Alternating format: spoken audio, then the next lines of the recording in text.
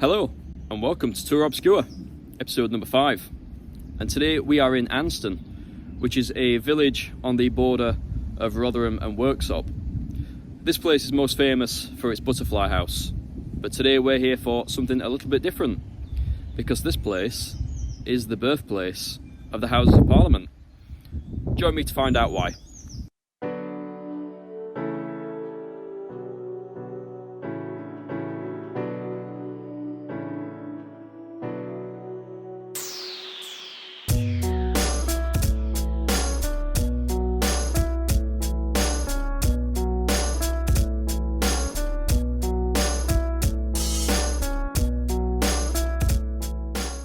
So this story all begins in October 1834.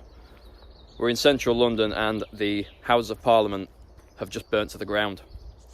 It was decided to rebuild the palace, and in 1839 they started to source stone to rebuild, which would go on to become one of the world's most recognisable landmarks. 102 quarries were actually shortlisted, but only 2 made it to the very end, and that was the quarry in Anston and a quarry in Mansfield Woodhouse. And over 500 cubic metres of stone was actually taken from the quarry at Anston to build the Houses of Parliament. The Anston quarry was located in North Anston and was situated at the bottom of, you guessed it, Quarry Lane. Today, a housing estate occupies the site of the former quarry. As you enter the estate, evidence of this site's former use is clear to see, right in people's back gardens. The street signs also offer evidence of this site's history, with lime kilns being an obvious reference to the sand-coloured limestone once quarried on this very site. Deeper into the estate, you can see the larger main rock faces from this former quarry, now situated in people's peaceful back gardens. It's quite amazing to think that one of Britain's most famous landmarks came from this tiny little estate. Crazy. And I can guarantee you most of the people what live on this estate probably won't have a clue about the fantastic history about where they live. 500 cubic metres of stone was actually sourced from this quarry and taken all the way down to London. So we're gonna go on now and find the very spot where the stone was loaded into boats, which was on the Chesterfield Canal.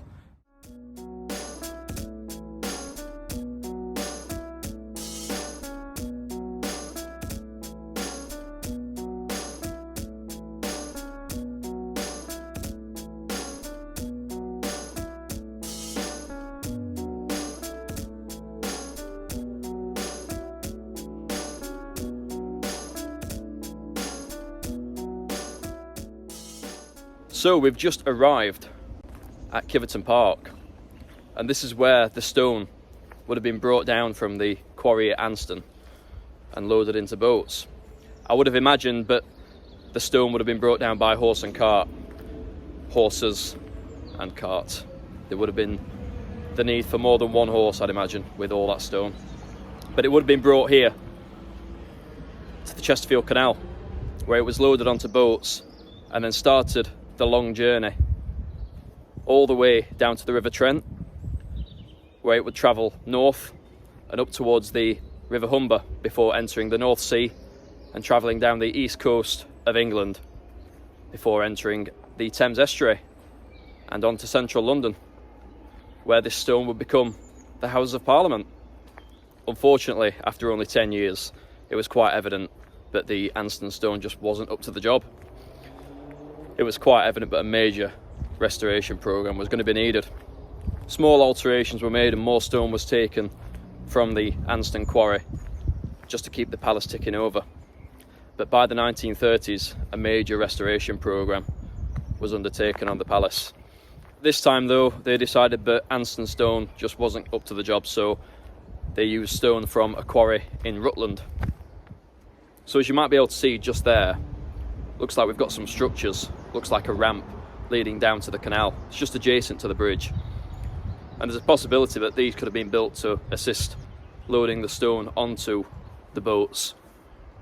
But interestingly, if you look at the stonework, I do believe that that particular stone just there is Rotherham red sandstone, which is another famous stone from around these parts.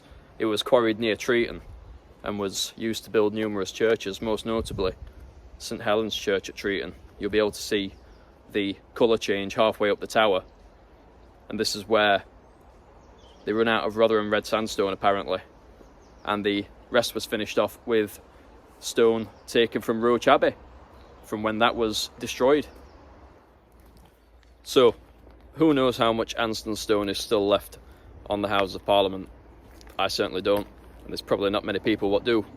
But it's a cool and interesting little story. But this little South Yorkshire village produced stone for one of the most famous landmarks in the world.